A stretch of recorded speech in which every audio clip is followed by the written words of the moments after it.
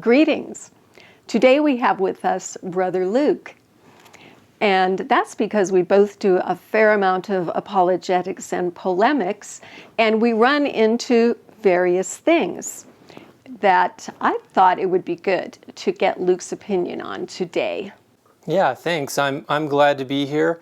Today we're going to be looking at Micah 5 as well as Matthew, and specifically some of the Jewish objections to the traditional Christian view. So this is a very interesting topic, and I'm glad to be taking a part in it.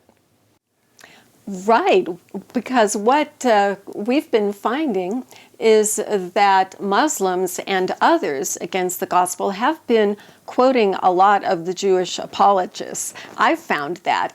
And then when we were talking, I think you said you found the same thing. Yeah, I think it's very common on the internet. If you look on Facebook or any of these other groups, Muslims are beginning to quote Jewish rabbis more and more. And actually, some of these Jewish rabbis, their explicit intent is they call themselves anti-missionaries, and their goal is to actually undermine Christian interpretations of prophecy. So today we're going to look at one of those different interpretations that the Jews are putting forward, and we'll talk about why the traditional Christian view is actually a better interpretation of Micah 5. I agree, and I'm glad you're here to help us do that. Great. So should we look at Micah 5 first? Let's do it. I have a Bible here. You might want to get out your Bibles at home and take a look at Micah. Micah is in the Old Testament for those of you just learning. So this is a prophet that the Jews had. He didn't write a lot, but he wrote some very important things. And one thing as well that we can mention here is that Micah lived around 700 BC, so that's 700 years before Christ. This is an ancient prophecy, and it talks about Messiah. So yeah, let's look at it here. Okay, Micah 5 verse 2. But you, Bethlehem Ephrathah, although you are small among the clans of Judah, out of you will come for me one who will be a ruler over Israel, whose origins are from old, from ancient times. Great. So this is a great Christmas verse. You know, we're sort of in the Christmas season here, and this one often gets quoted in the Christmas context. It's very encouraging, and of course Matthew quotes it as well. There's a little song about it, isn't there? O little town of Bethlehem. And some of the people we've worked with are actually Arabs from that town. Yeah, very nice. So, but what we're going to look at today, now if you're anything like me, you probably have certain preconceptions about how to interpret this. Those of us who have grown up in a Christian context think about these things in a certain way. But today we're going to start out by talking about a very different interpretation which comes from some of the Jewish rabbis.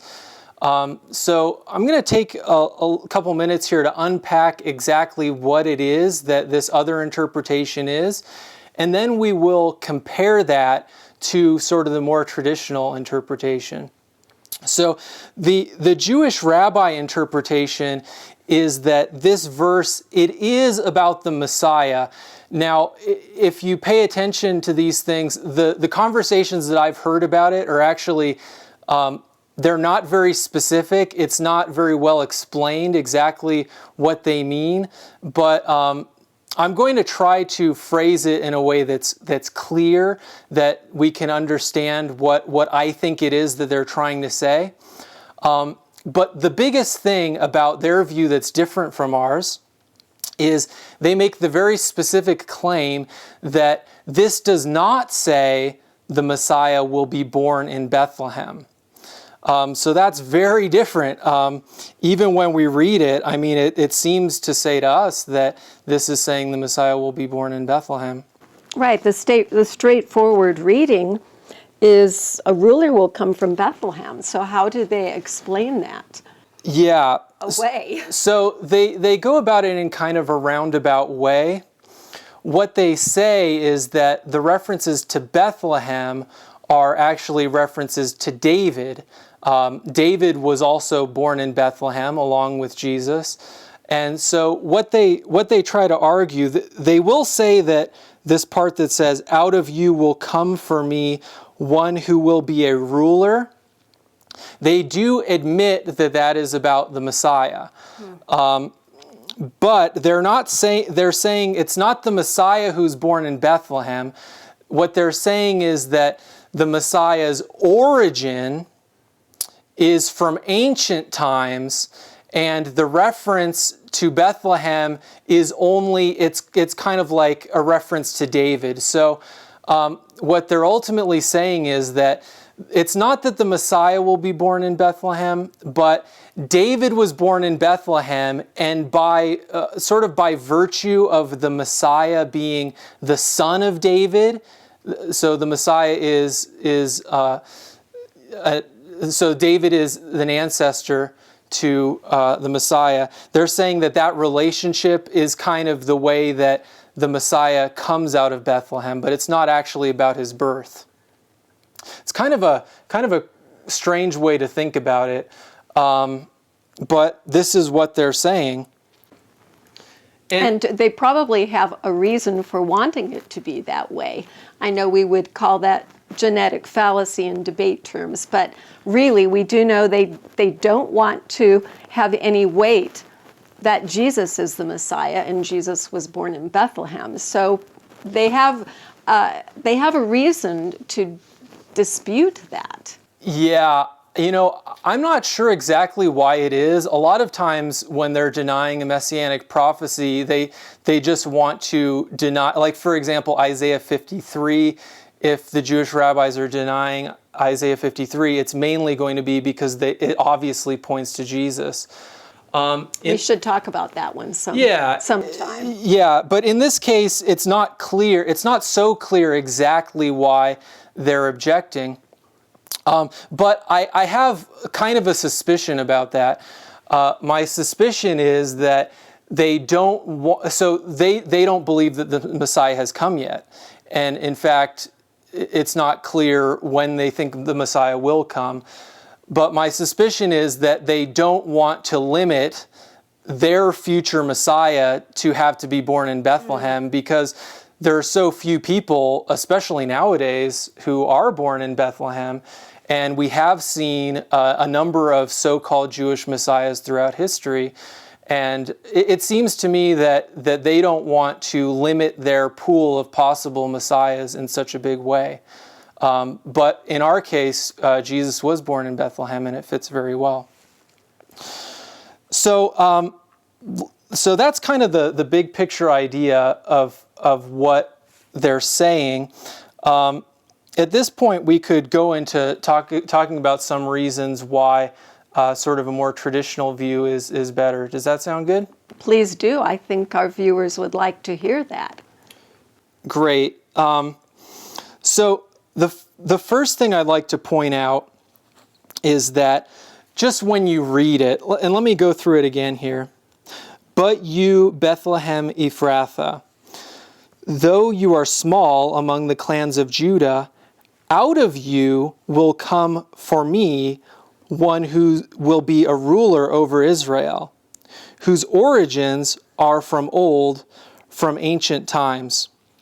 So automatically we think about this in a different way, but one more thing that I'd like to say about their view is, for them, this part about whose origins are from old, from ancient times, this is a reference to David. So in their interpretation, not in a traditional Christian interpretation, they're saying that that the ruler will come, the Messiah will come, who will be a ruler over Israel, and his nations are from origins are from old, from ancient times. That is a reference to his father David. That's what the Jews are saying. That's what they're saying. Yeah. So, so this last line, it's very important to their theory. Now, we think that that line has a different purpose, and we'll talk about that. But to them, they're saying this is the thing that ties it to David and to Bethlehem.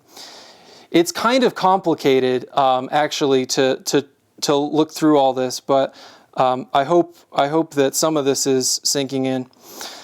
So let's talk about this line, though, where it says, "Out of you will come for me one who will be a ruler over Israel."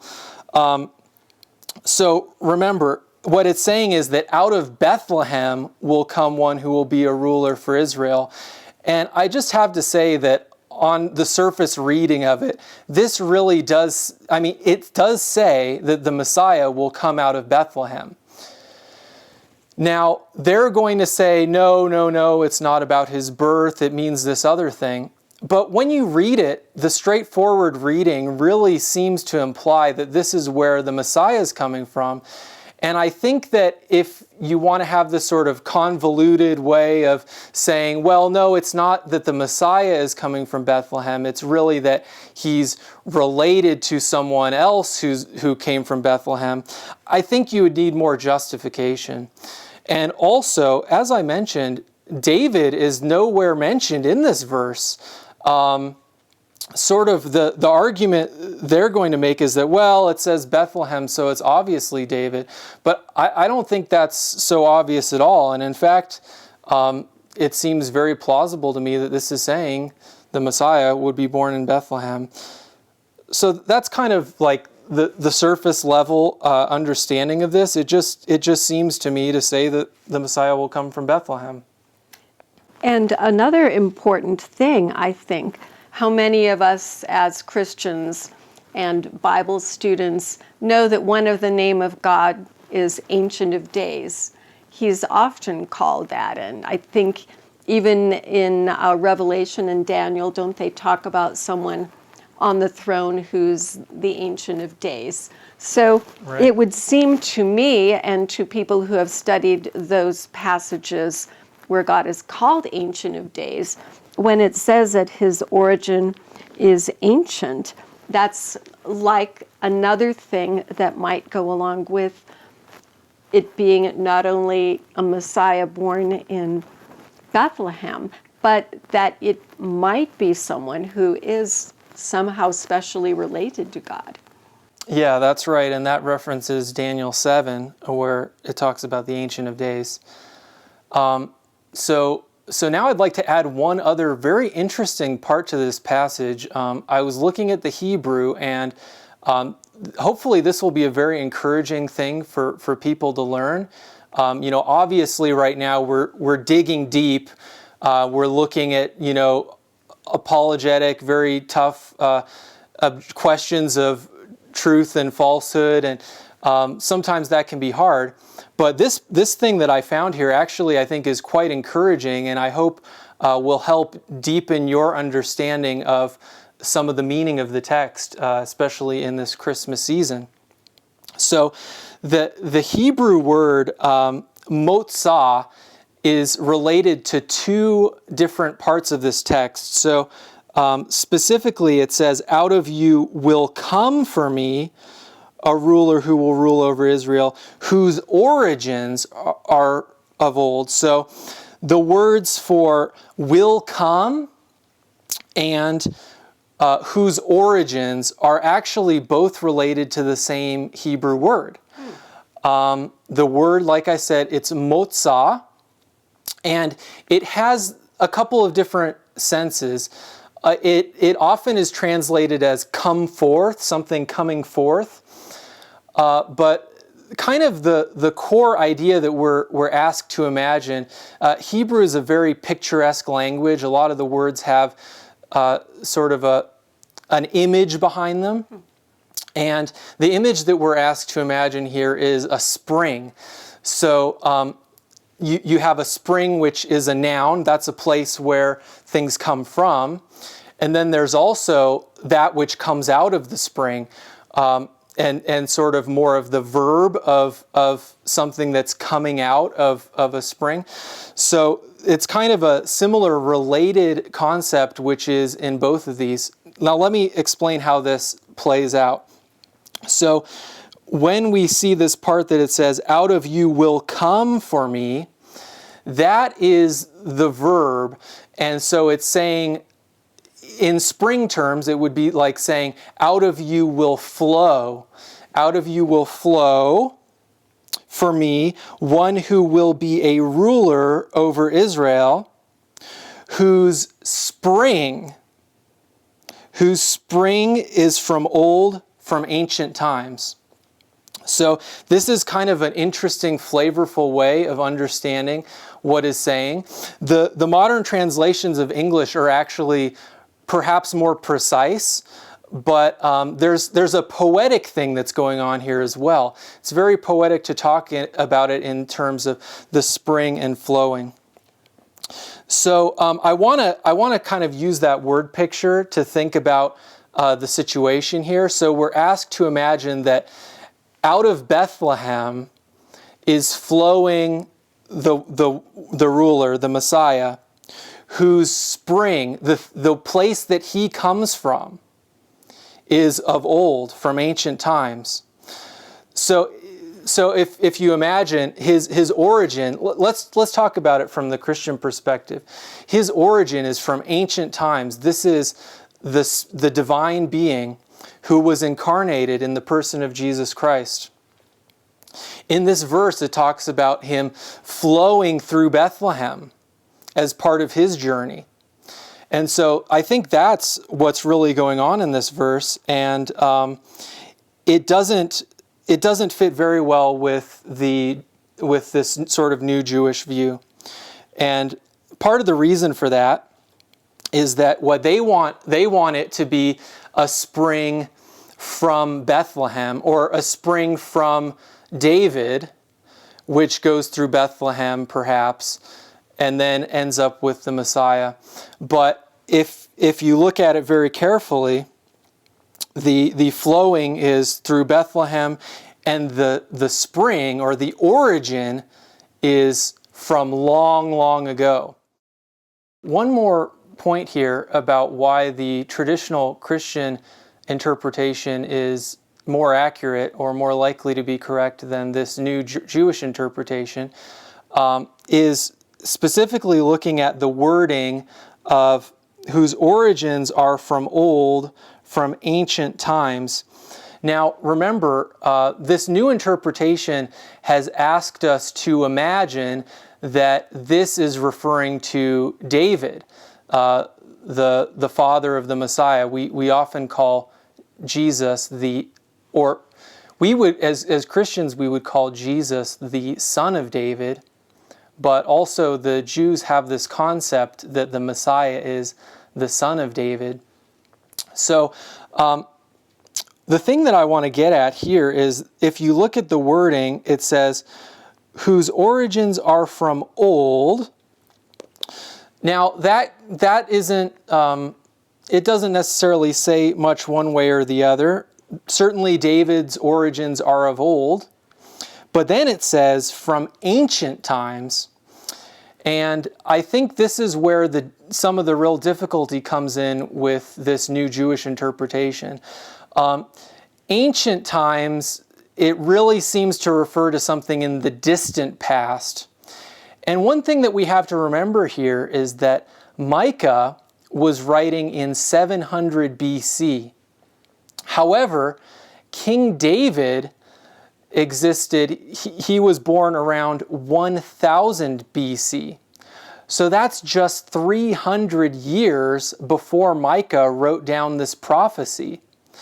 So the Jewish interpretation is asking us to imagine that Micah was referring to someone 300 years before him as being from ancient times. So this is, I think, a real stretch because, for example, Benjamin Franklin lived 300 years ago. I might say that Benjamin Franklin was from the good old days, or a long time ago, or something along those lines. There are different ways that you might say it. A different time, something like that. But this word that's used, ancient times, it really seems to imply something from the primordial past, something from very, very long ago. And so we think that that obviously fits better with the traditional Christian interpretation that this is talking about the divine incarnation of Jesus Christ. So that's more or less three reasons why I think the more traditional Christian view is more accurate. And with that, I think we can wrap up this section with just a couple of conclusions. Could you review for us, please, what are those 3 points? Just remind us briefly. The first point has to do with the fact that the plain reading of the text, it seems to imply, it says, "Out of you will come for me one who will be a ruler of Israel." It seems to say on the plain reading that this ruler will come from Bethlehem. And you really have to do backflips to come up with another interpretation. The second reason is sort of this word picture that we looked at, where we're talking about the origin of the Messiah being the spring, and then the flowing, sort of flowing through Bethlehem, sort of implying that the Messiah himself, he existed before Bethlehem, but as part of the process of his incarnation, he flows through Bethlehem. A very interesting and encouraging word picture for those of us who are Christians. But what should we say in terms of analyzing this new Jewish interpretation? I think that we can say that it's plausible, it's possible, it's certainly not a terrible misinterpretation. I tend to be kind of generous about these things because so many of the interpretations that we see are really impossible.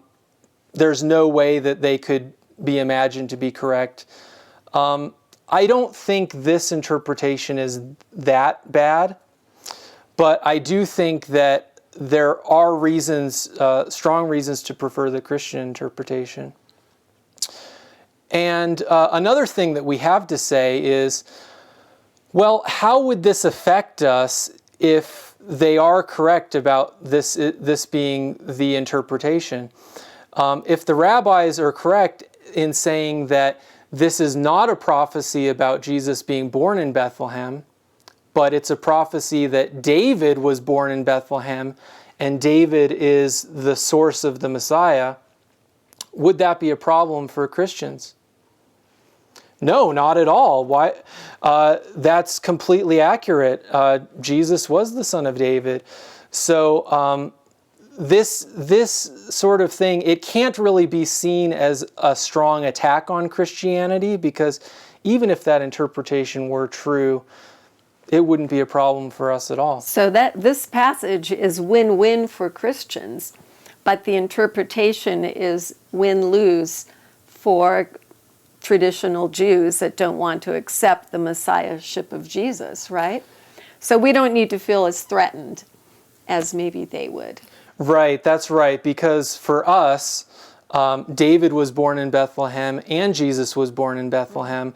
So even if we're saying that this is somehow about David's birth, it's not a problem. And one final third point of conclusion for this part of the discussion. Given the fact that Jesus was in fact born in Bethlehem, that provides one additional reason to prefer the traditional Christian explanation. For those of us who are Christians and believe that Jesus is the Messiah, the fact that he was born in Bethlehem gives us a very strong reason to believe that this prophecy was predicting his birth would be in Bethlehem. So that's the conclusion for this part of the discussion. And now we'll look at how Matthew quotes this part of Micah 5:2. Now we're going to look at the New Testament passage that quotes Micah. And we will see that in Matthew chapter 2. Luke, would you please read that for us? Okay, Matthew chapter 2, beginning at verse 1. After Jesus was born in Bethlehem in Judea, during the time of King Herod, Magi from the east came to Jerusalem and asked, "Where is the one who has been born King of the Jews? We saw his star in the east and have come to worship him." When King Herod heard this, he was disturbed, and all Jerusalem with him. When he had called together all the people's chief priests and teachers of the law, he asked them where the Christ was to be born.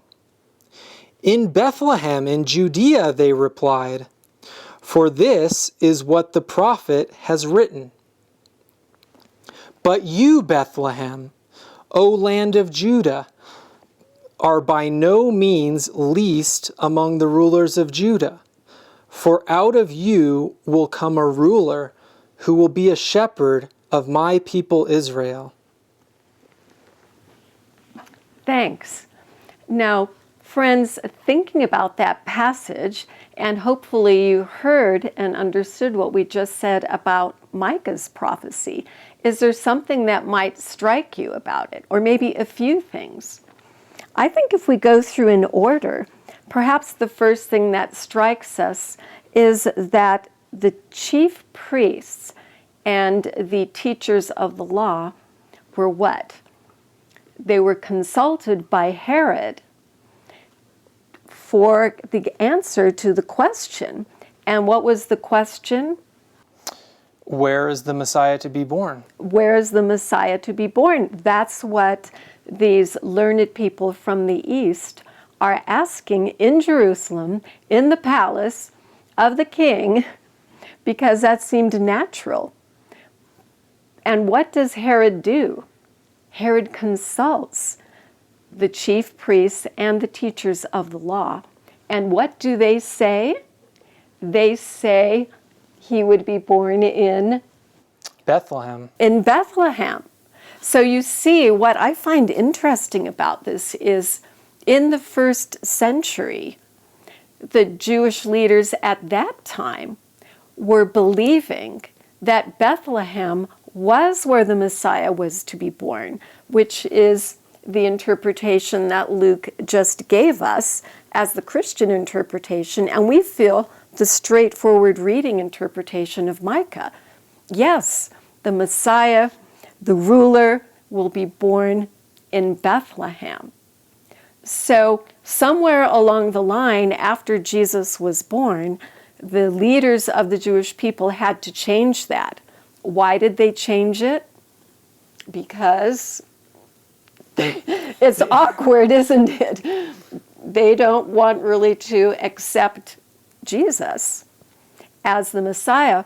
Although when we think back out of it, of course, the church began with people believing that Jesus was the Messiah. And the book of Acts tells us that many of the priests and religious leaders actually did become Christians. They understood the fulfillment.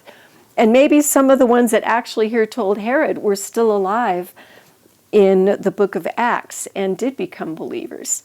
But since that, between then and what the Jewish polemicists, attackers are now saying, they've changed the view on where Jesus or the Messiah was to be born.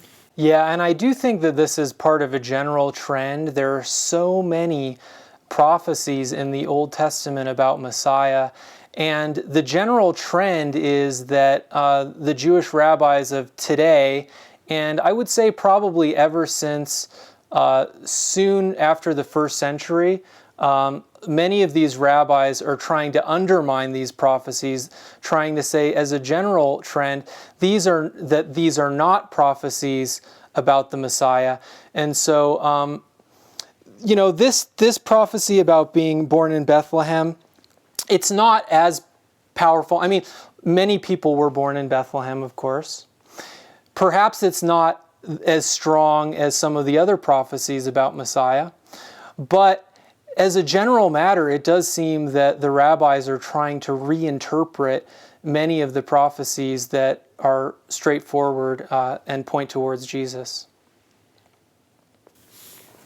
Now, a second thing that we come across here after Jesus being born in Bethlehem is that it calls him a shepherd.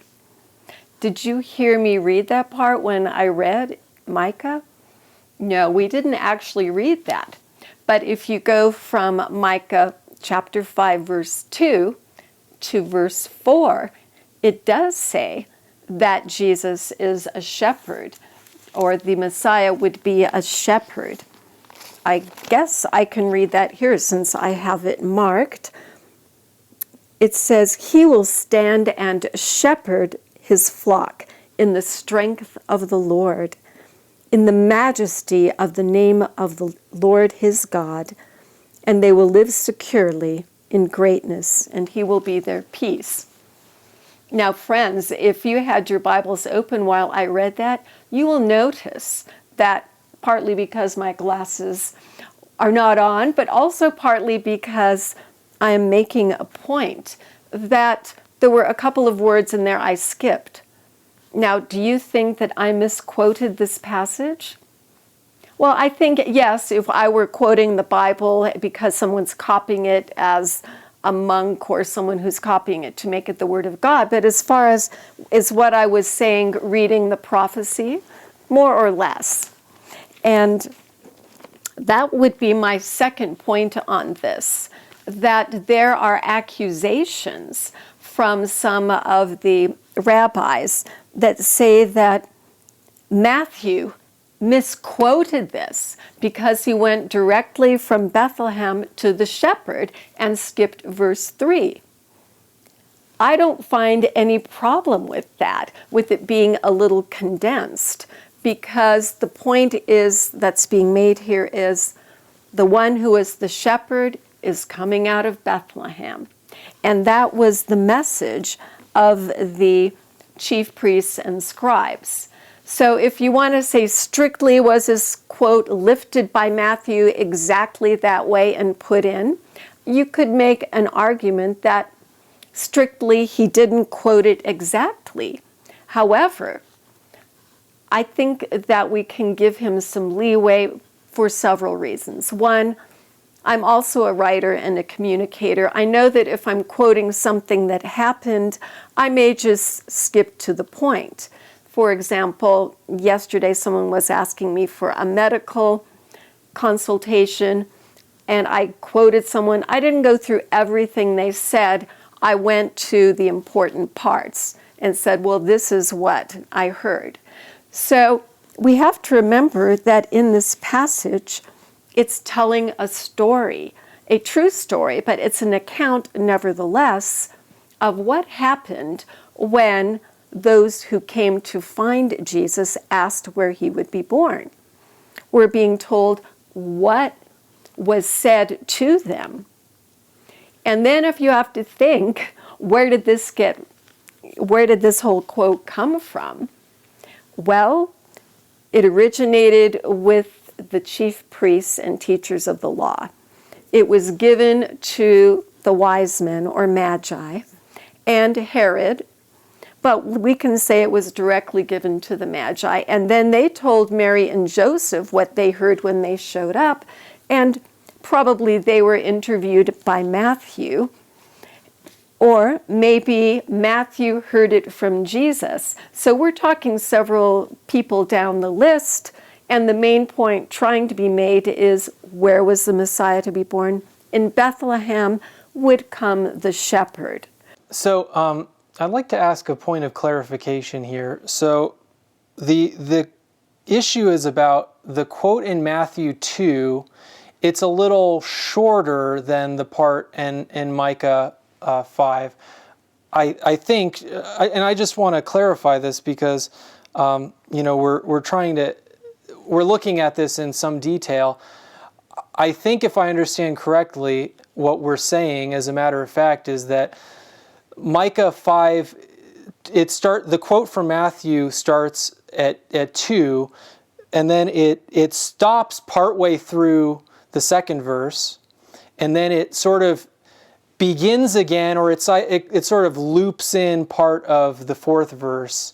So it jumps. So and specifically it goes over the part that says whose origins are from ancient times. That's the end of verse 2. And then there's another verse, verse 3, and it goes to the beginning of verse 4 where it talks about one will come who will be a shepherd over Israel. Is that what we're talking about? Right. So what we notice as the difference between Micah and Matthew is that Matthew's version is a little shorter, it's compressed, we might call it abridged in a writing term. And we are trying to understand why his is different or shorter and what is the significance of what he points out. And I think that he's trying to importantly let it be known that Bethlehem is where the prophesied shepherd would be born. And that's what the chief priests and teachers told the wise men, who told whoever it got down into the chain for Matthew to hear it. Yeah, I think that's right. We look at a quote like this, which has been shortened a little bit, and we might hypothesize, well, why was this done? It's hard to say, necessarily the exact reason or why Matthew might have decided to say these things and not these things. It's hard to say with certainty why he did that, but I think we have a couple of good ideas. Part of it is, like you said, that this is really, in the narrative, in Matthew's narrative, we're talking about Bethlehem, and we're talking about where the Messiah is to be born, the one who will be a ruler over Israel.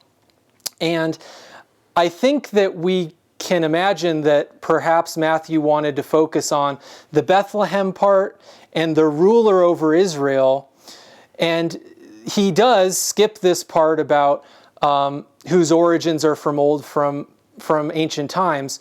And for us, it's a very important part. It is a very good and meaningful truth that's in that part of the verse, but I think Matthew might have thought that was sort of leading in a different direction. Yeah. And we're trying to talk here about Bethlehem and the Messiah himself. And so it seems very plausible that what Matthew did was he reads this part that says, for out of you will come a ruler, and then he skips to verse 4, who will be a shepherd of my people Israel. So he wanted to include the part from verse 4, which says not only is Jesus the ruler, but he's also the shepherd. These are very close in Micah. They're clearly part of the same discussion. But I think we have good reason to think that Matthew might have thought that we wanted to focus in on that part of the prophecy rather than talking about Jesus being this pre-existent divine being. Well, couldn't we say that very possibly what the chief priests and teachers of the law read was the whole passage? We don't know how much of it was read to Herod and the wise men. They might have read the whole thing. They might have read the whole book of Micah, probably not. But when Matthew recorded it, he selected these parts. Maybe that's exactly what was told them, but maybe he did abridge it a bit. I personally don't have a problem with him abridging it because I do when I quote someone in my writings. For example, I wrote about an incident that happened on a mission trip that was published in a magazine this summer, and I did, cut down what people said. So he might have done it exactly as Luke said to make this point. But the final thing I think we want to say about this is that one of these apologists, and I don't know if we want to say his name or not, but one of these Jewish anti-Christian missionaries attributes a very bad or malignant connotation to why this was done. And we just want to point out that that is not true at all. Would you like to tell them what was that connotation about the cut? Yeah, so let me just say, first of all, as I've said, I think we want to be a little careful about saying exactly what the reason is that Matthew said it a certain way. But like I said, I think we have some pretty good guesses. There are multiple pretty good guesses, and I think that it probably was to focus the meaning of the passage. Now, this particular anti-missionary person, he says it in a very disparaging way of Matthew. He really says some bad things about Matthew. He says that Matthew intentionally, he does the unthinkable. He takes out part of the Word of God. This is, of course, very important. And we do treat the Word of God seriously, but he says it that really what Matthew is doing is hiding the meaning, or he'll say things like, well, he took out a sharp razor and he just cut that part right out. And I think this is sort of one of the really important final points that we want to make, is that that is not the case at all. As we saw from the original part of our discussion, we think that the line that says that his origin is from old, of ancient times, we think that is a very strong verse from a Christian perspective, and it talks to the deity of Jesus. So Matthew absolutely could have left it in. We think that that would have been completely fine if he were to do that. But this person says, no, he took it out, and he took it out, in his view, he took it out because this part points to David, and from that Jewish perspective, he's misleading the audience about who was born in Bethlehem. But we don't think that's the case at all. And in fact, we think the verse that was left out is very strong. So I agree. I think it would have been as powerful or more powerful if Matthew had mentioned it. But as you mentioned, possibly he doesn't want to go that direction at this point. It's the very beginning of the book. He does make very clear that Jesus is the incarnate Son of God here to save the world later in the book. But right here, he's focused on that. So, in summary of this whole discussion, friends, I hope that you get out of it what we are hoping that you get out of it.